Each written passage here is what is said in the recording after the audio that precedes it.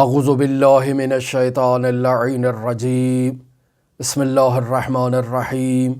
الحمد للہ رب العالمین الصلاة والسلام علی اشرف الانبیاء والمرسلین وعلی آلہ الطیبین الطاہرین المعصومین الذین اذہب اللہ عنہم الرجس وطہرہم تطہیرا اللہم صل علی محمد وآل محمد اللہم اخرجنا من الظلمات الوہم واکرمنا بنور الفہم اللہم افتح علینا ابواب رحمتک وانشر علینا خزائن علومک برحمتک یا ارحم الراحمین۔ عن ابی جعفر علیہ السلام قال انما المؤمن الذی اذا رضی لم يدخلہ رضاہ فی اثم ولا باطل۔ عزیزان محترم، کتاب وسائل الشیعہ ابواب جہاد بن نفس چوتھا باب، اور اس چوتھے باب کی 26ویں حدیث آپ کی خدمت میں بیان ہو رہی ہے۔ حضرت امام محمد باقر علیہ السلام سے یہ حدیث نقل ہوئی ہے۔ ایک اخلاقی موضوع ہے کتاب وسائل الشیعہ میں ابواب جہاد بن نفس کے عنوان سے، اور ان ابواب میں ہر روز ایک حدیث کی قراءت یہ ہمارے لیے اس لیے ضروری ہے کہ ہم اپنے نفس پر غور کریں، توجہ کریں، اس کی تربیت کریں، اور خداوند متعال کی معرفت کے لیے، تقرب کے لیے ہم جد و جہد کریں، اور اس جد و جہد کو جہاد بن نفس کا یعنی نفسانی خواہشات کے مد مقابل سٹینڈ کرنا، قیام کرنا، اور اس قیام کو جہاد بن نفس کا نام دیا گیا ہے۔ لہٰذا انسان کو یہ چاہیے کہ وہ اپنی نیگیٹو جو پاورز ہیں ان کو کنٹرول میں لے کر آئے، اپنی جو پازیٹیو اور مثبت توانائیاں ہیں ان کو بروئے کار لے کر آئے۔ یہ انسان کی ذمہ داری ہے۔ انسان کی یہ ذمہ داری ہے کہ وہ اپنی قوت عاقلہ کو میدان دے، قوت عاقلہ کو سربراہی دے اپنے وجود پر، چونکہ انسان اپنی باڈی کے اوپر، اپنے وجود کے اوپر خود جو ہے وہ حکمران ہے، اور اس کے وجود میں جو لشکر آپس میں جنگ لڑ رہے ہیں، مثلا قوت غضبیہ ہے، قوت وہمیہ ہے، اور قوت شہویہ ہے، یہ تین قوتیں ایسی ہیں کہ جو قوت عاقلہ کے سامنے کھڑے ہو کر حزب اختلاف کے طور پر، دشمن کے طور پر، وہ قوت عاقلہ کو مغلوب کرنا چاہتی ہیں اور انسان کی باڈی پر اپنی حکمرانی چاہتی ہیں۔ لہٰذا ایک انسان مومن کی یہ ذمہ داری ہے کہ وہ اپنی جسم پر، اپنی باڈی پر قوت عاقلہ کی حکومت کو قائم کرے، اور ان تینوں قوتوں کو قوت عاقلہ کے ماتحت لے کر آئے۔ لہٰذا اعتدال تبھی برقرار ہوگا جب قوت عاقلہ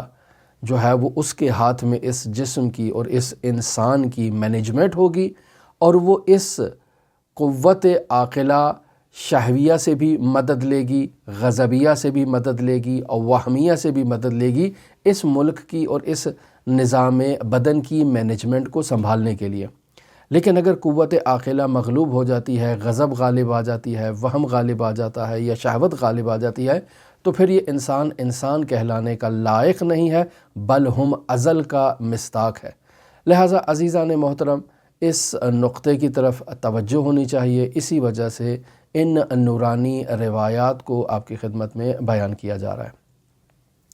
تاکہ ہم اس سے پہلے مرحلے میں خود اپنے آپ کو تلقین کریں، خود کو متوجہ کروائیں کہ یہ روایات واقعاً ایسی نورانی روایات ہیں کہ جن پر عمل کرنا خود بندہ حقیر کے لیے نہایت ضروری ہے، نہایت ضروری ہے، نہایت ضروری ہے۔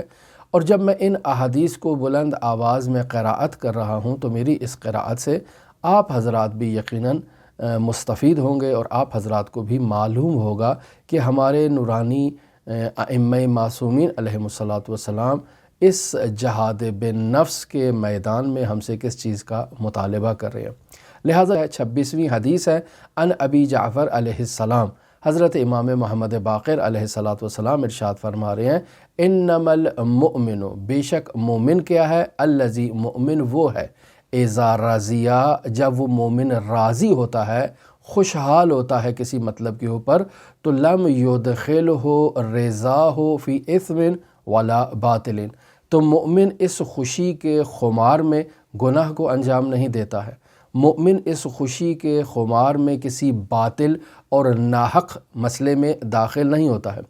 عزیزان محترم، یہاں اسم کا کلمہ استعمال ہوا اور اس سے مراد ہے گناہ، یعنی وہ تمام محرمات الہی جنہیں حضرت حق متعال نے شریعت مقدسہ مطہرہ اسلامیہ میں جن سے منع کیا ہے اور جن امور کو حرام قرار دیا ہے، اور اپنے حبیب حضرت محمد مصطفیٰ صلی اللہ علیہ وآلہ وسلم کے ذریعے سے انہیں امت محمدی تک ابلاغ کر دیا ہے، پہنچا دیا گیا ہے کہ ان امور کے قریب نہ جاؤ، یہ اسم ہے، یہ گناہ ہے، اور خداوند متعال ہمیں گناہ کے قریب جانے سے منع فرما رہا ہے۔ اور یہاں باطل کا کلمہ استعمال ہوا تو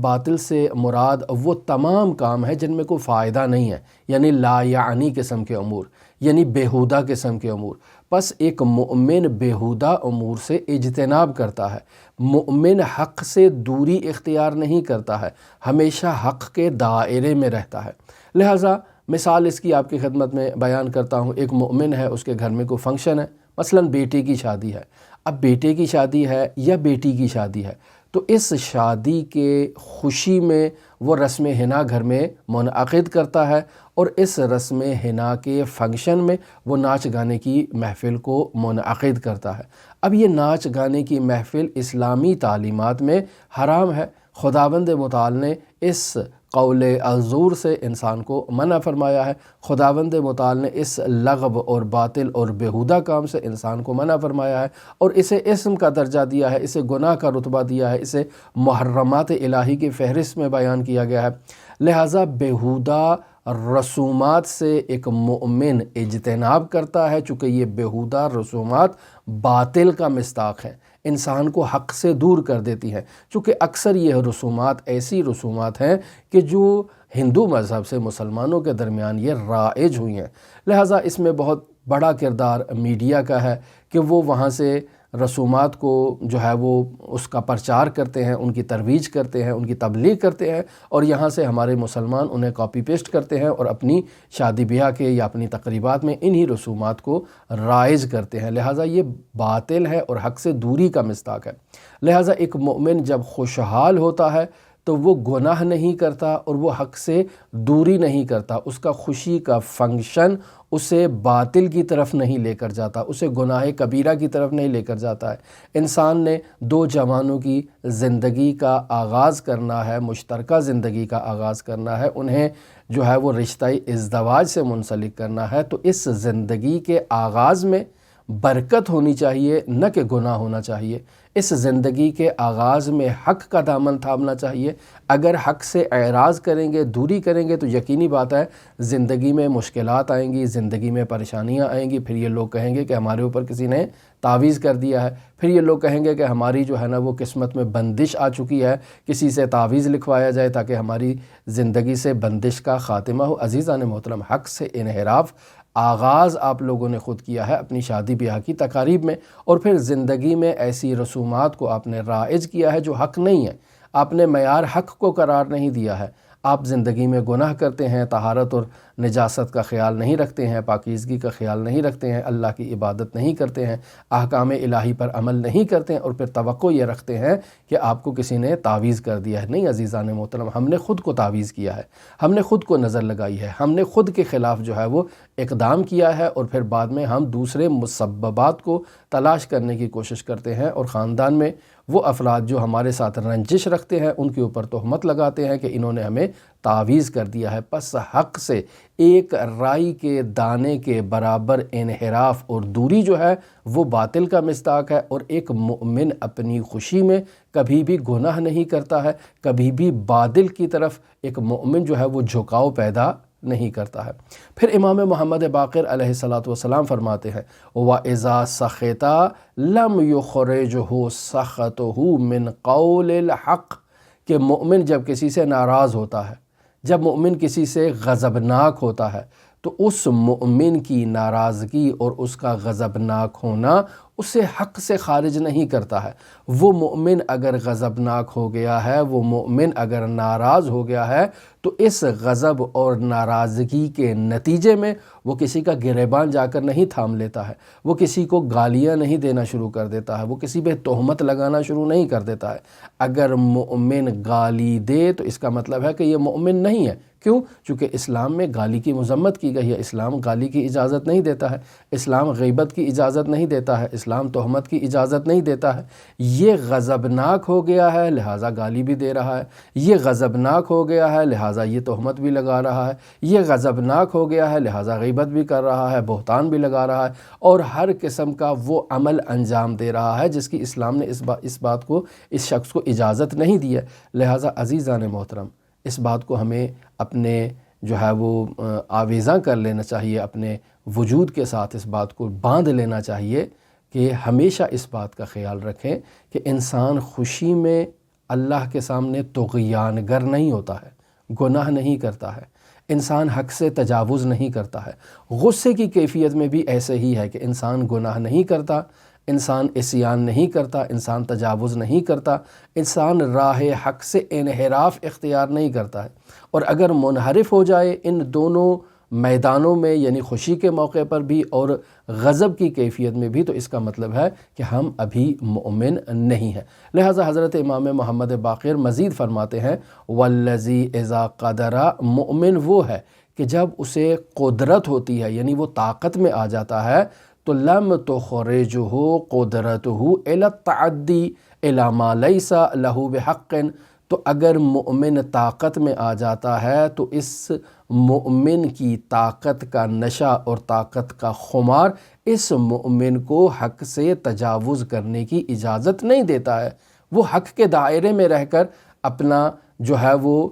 کام آگے نکالتا ہے، مینجمنٹ کرتا ہے، مدیریت کرتا ہے، مملکت کے نظام کو چلاتا ہے، وہ حق سے انحراف نہیں کرتا ہے۔ لیکن آپ دیکھ رہے ہیں طاقت کے نشے میں چور افراد جو ہیں وہ کیسے سڑکوں سے لوگوں کو اٹھا کر لے جاتے ہیں، ان کے گھروں سے لوگوں کو غائب کر دیتے ہیں۔ یہ بڑی بڑی گاڑیاں آتی ہیں، نہیں معلوم کہاں سے آ جاتی ہیں، اور لوگوں کو کیسے غائب کر دیتے ہیں، گھروں پہ حملہ بول دیتے ہیں اور لوگوں کو غائب کر دیا جاتا ہے۔ لوگوں کے گھروں پر حملہ کر کے ان کی چادر اور چار دیواری کو پامال کیا جاتا ہے، اس کے تقدس کو پامال کیا جاتا ہے۔ یہ سب ہم اپنی آنکھوں سے دیکھ رہے ہیں۔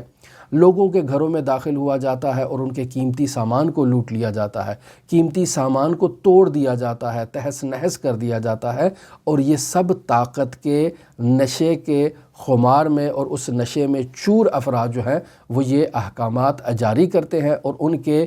عوامل اور ان کے کارندے ان احکامات کو اجرا کرتے ہیں۔ اور یہ سب کیا ہے؟ یہ وہی ہے کہ والذی اذا قدر لم تخرجہ قدرتہ الی التعدی، اس کی طاقت اسے تجاوز اور تعدی پر وادار نہیں کرتی ہے، اسے ما لیس لہ بحق سے خارج نہیں کرتی ہے، یعنی جو چیز حق نہیں ہے اس کو انجام نہیں دیتا ہے، وہ حق کے دائرے میں رہ کے اپنی قدرت کو انجام دیتا ہے۔ یعنی اگر اس نے ظلم کیا ہے، اگر اس نے ناانصافی کی ہے، اگر اس نے قانون کو پامال کیا ہے، تو قانون کے دائرے میں رہتے ہوئے مملکت کے نظام کو چلانے کے لیے اسے قانون کے کٹہرے میں لایا جائے، عدل و انصاف کی رعایت کی جائے، اور انصاف کے جو دامن ہے اس کو داغدار نہ کیا جائے، جو ہمارے ہاں بطور معمول ہو رہا ہے۔ یہ سب کچھ جو کچھ بھی بتایا گیا ہے یہاں اس روایت میں، یہ ایک مومن سے متعلق ہے عزیزان محترم، ظالم سے متعلق نہیں ہے۔ جب ہم ظالم کو دیکھتے ہیں تو ظالم کے مد مقابل ہمارا وظیفہ کیا ہے؟ واضح ہے، حضرت سید الاوصیاء نے فرما دیا ہے کہ کونوا للظالم خصما وللمظلوم عونا، ہمارا وظیفہ مظلوم کی حمایت کرنا ہے اور ظالم سے مخاصمہ کرنا ہے۔ مخاصمہ کیا ہے؟ ظالم کی مذمت کرنا، یعنی انسان اپنی زبان کو کھولتے ہوئے ظالم سے مذمت کا اظہار کرے۔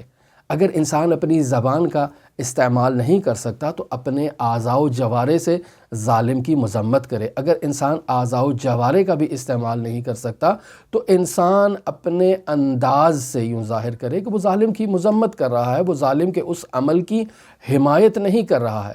اور ظالم کی فعلی طور پر مذمت کرنا، یعنی فعلی طور پر ظالم سے مخاصمہ اختیار کرنا، اس کے جو ہے وہ مصداق یہی ہیں کہ جو آپ دیکھ رہے ہیں، مظاہرے ہو رہے ہیں دنیا بھر میں، فلسطین کی حمایت میں اور فلسطین پر ظلم کرنے والے اسرائیل کی مذمت میں پوری دنیا میں حمایت ہو رہی ہے۔ یہ حمایت در واقع مخاصمہ فعلی کا مصداق ہے۔ مخاصمہ فعلی میں آپ کیا کر سکتے ہیں؟ آپ اس کی مذمت کے لیے اور اس کے اس کو سرکوب کرنے کے لیے آپ وہ سفارتی اقدامات انجام دے سکتے ہیں۔ تمام اسلامی ریاست کے وزرائے خارجہ کی یہ ذمہ داری ہے کہ وہ سفر کریں، دوسرے ممالک میں جا کر دوسروں کو قائل کریں، دوسروں کو سمجھائیں اور فلسطینیوں کی سفارتکاری کریں، وہ فلسطینیوں کے حقوق کو اجاگر کریں اور بتائیں کہ یہ ظالم کیسے ظلم کر رہا ہے اور کیسے ان کی مدد کی جا سکتی ہے۔ لااقل اپنا کردار ادا کریں کہ وہاں کے لوگوں کو کم از کم میڈیکل سہولیات فراہم ہو سکیں، وہاں کے لوگوں کو پانی کی سہولیات فراہم ہو سکیں، وہاں کے لوگوں کو ابتدائی انسانی حقوق کی جو ذمہ داریاں ہیں ان کو ادا کیا جائے اور ان سہولیات تک ان کو وہ پہنچایا جائے، اور اگر کوئی طاقت رکھتا ہے تو ان تک اسلحہ پہنچایا جائے۔ یہ بھی بالآخر ہے خصم کے مصداق میں ہے، للمظلوم عونا کا مصداق یہی ہے کہ اس کی مدد کی جائے، اور یہ ہر مسلمان کی شرعی ذمہ داری ہے، یہ ہر مسلمان کا شرعی فریضہ ہے، وظیفہ ہے کہ وہ جہاں تک اپنا کردار ادا کر سکتا ہے، دام درہم قدم سخن، وہ مظلوم کی حمایت میں اپنا کردار ادا کرے۔ اب یہاں بعض افراد وہ شروع ہو جاتے ہیں دوسرے مسائل کو بیان کرنا کہ جو نادرست ہیں۔ بعض لوگ یہ کہتے ہیں کہ یہ بیت المقدس تو وہ بیت المقدس ہی نہیں ہے، اس کا کوئی تقدس نہیں ہے، اس کا وہ کوئی احترام نہیں ہے، اسلام میں اس کے تقدس کو بیان نہیں کیا گیا۔ عزیزان محترم، یہ باتیں علمی ماحول میں کرنے والی ہیں، اس وقت ان باتوں کی گنجائش نہیں ہے۔ عزیزان محترم، ہمیں ان باتوں سے فراتر ہو کر، بالاتر ہو کر وہ آگے اب قدم بڑھانا ہے۔ یہ باتیں ایک نارمل ماحول میں ہیں، ایک علمی ماحول سے تعلق رکھتی ہیں۔ آپ حوزہائے علمیہ میں ان باتوں کو کر سکتے ہیں کہ یہ قبلہ اول ہے یا نہیں ہے، یہ بیت المقدس وہی ہے جس کا تقدس بیان ہوا ہے یا نہیں ہے، یہ بیت المقدس آسمان پر ہے۔ یہ باتیں علمی ماحول سے متعلق ہیں اور حوزہائے علمیہ میں ان باتوں پر بحث و بررسی ہونی چاہیے، گفتگو ہونی چاہیے اور اچھی باتیں ہونی چاہیے۔ لیکن اس برہے میں ان باتوں کو بیان کرنا اور ان باتوں کی ترویج کرنا در واقع فلسطینی غاز کو نقصان پہنچانے کے مترادف ہے۔ یعنی ہم یہ چاہتے ہیں کہ مسلمانوں کی جو ان پر ظلم ہو رہا ہے، ہم در واقع ظالم کو سپورٹ کرنا چاہتے ہیں اور مظلوم کی آواز کو دبانا چاہتے ہیں۔ عزیزان محترم، ہم تو یہاں یہ کہنا چاہتے ہیں کہ یہ مسئلہ صرف مسلمانوں سے متعلق نہیں ہے، لہٰذا ہمیں اسے مسلمانوں تک بھی محدود نہیں رکھنا چاہیے۔ یہ مسئلہ اسلام سے بالاتر ہے اور اسلام کے دامن میں اسے محدود کرنے کی ضرورت نہیں ہے۔ یہ فلسطین کا مسئلہ اس قدر اب وسعت اختیار کر چکا ہے، اس قدر پھیل چکا ہے کہ پوری دنیا میں ہر ذی شعور انسان، جس میں بھی شعور ہے، وہ فلسطینیوں کی حمایت کر رہا ہے۔ جس میں بھی شعور ہے وہ ظالم کے ظلم کو دیکھ کر اس ظلم کی مذمت کر رہا ہے، اور وہ مذہب سے بالاتر ہے۔ یہاں مذہب کی بات نہیں ہو رہی ہے۔ آپ دیکھ لیں پوری دنیا میں جو فلسطین کی حمایت میں جو مظاہرے کیے جا رہے ہیں، جو اقدامات اٹھائے جا رہے ہیں، وہ سارے صرف مسلمان تو نہیں کر رہے ہیں، ان میں یہودی بھی اپنا کردار ادا کر رہے ہیں، ان میں مسیحی بھی اپنا کردار ادا کر رہے ہیں، ان میں ہندو بھی اپنا کردار ادا کر رہے ہیں۔ بس یہ اسلام کا مسئلہ نہیں ہے، یہ ہر ذی شعور انسان اپنے شعور کو اور اپنی جو فکری صلاحیتیں ہیں، ان فکری صلاحیتوں کو بروئے کار لاتے ہوئے وہ مظلوم کی حمایت کر رہا ہے اور ظالم کی مذمت کر رہا ہے۔ لیکن ایسے میں آپ کو کچھ ایسے بے شعور قسم کے افراد بھی نظر آئیں گے کہ جو مظلوم کی حمایت کرنے کی بجائے ظالم کی حمایت کر رہے ہیں، ظالم کو سپورٹ کر رہے ہیں اور ظالم کو حملہ کرنے سے روکنے کے قراردادوں کو ویٹو کر رہے ہیں۔ یہ بے شعور انسان ہے، یا ظالم کو مزید جدید سے جدید تر ٹیکنالوجی فراہم کر رہے ہیں، اسے اسلحہ فراہم کر رہے ہیں تاکہ وہ مزید سے مزید ظلم کی شدت لے کر آئے۔ یہ بھی شعوری کی علامت ہے۔ جب جنایت عزیزان محترم اور ظلم اپنی حد سے بڑھ جاتا ہے تو پھر مظلوم اپنے دفاع میں اقدام اٹھاتا ہے، چونکہ مظلوم کے صبر کا پیمانہ اب لبریز ہو چکا ہے، اور اگر مظلوم جب اس کے صبر کا پیمانہ لبریز ہو جائے اور وہ ظالم کو اس کی گردن سے پکڑ کر دبوچ لے، تو پھر اب یہاں ظالم کو واویلا کرنے کا حق حاصل نہیں ہے۔ اس وقت آپ دیکھ لیں فلسطین کے اندر جو کچھ بھی ہو رہا ہے یہ واویلا کا مصداق ہے، یہ جو ہے وہ اپنی آخری سانسیں لینے کا مصداق ہے۔ کیوں؟ چونکہ اب فلسطینی تنظیموں نے یا فلسطینی مجاہدین نے اس ظالم کو گردن سے دبوچ کر اس کی گردن کو اس قدر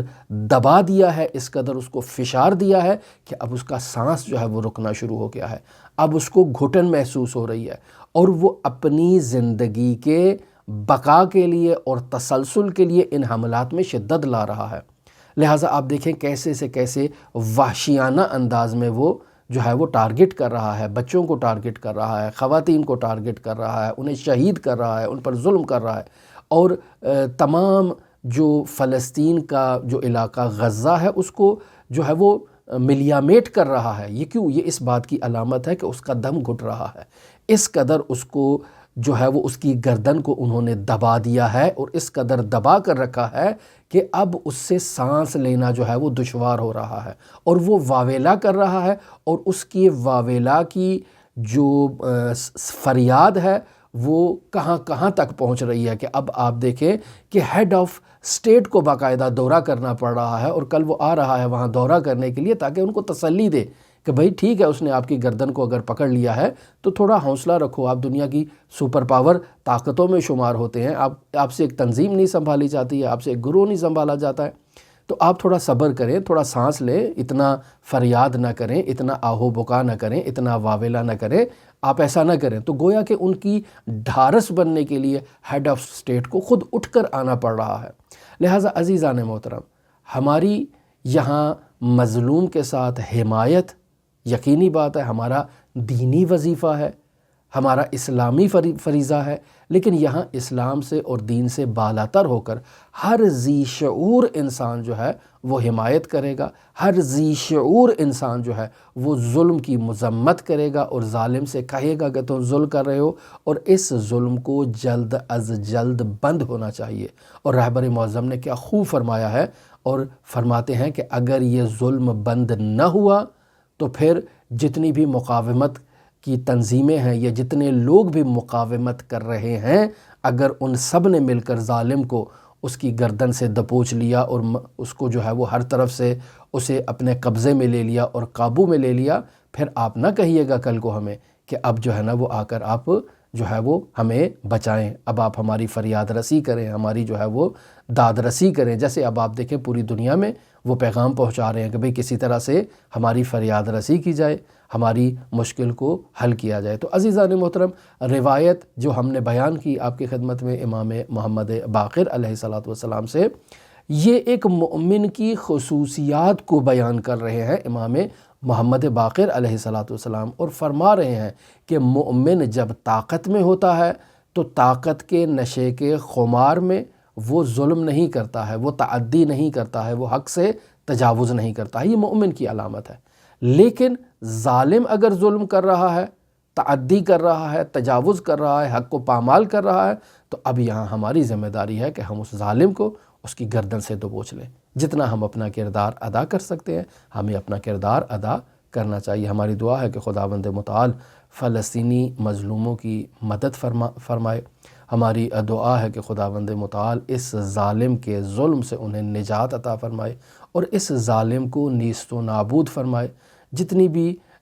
تحریکیں اس ظالم کو نیست و نابود کرنے کے لیے اٹھی ہیں ان تمام تحریکوں کی مدد فرمائے۔ ہماری دعا ہے کہ خداوند متعال حضرت صاحب العصر والزمان منجی عالم بشریت کے ظہور میں تعجیل فرمائے اور ہمیں ان کے اصحاب و اعوان و انصار میں شمار فرمائے۔ آپ تمام مؤمنین کے لیے امام علی ابن موسیٰ رضا کی نورانی بارگاہ میں نائب الزیارہ بھی ہیں اور دعا گو بھی ہیں۔ اللہم صلی علی محمد و آل محمد وعجل فرج قائم آل محمد۔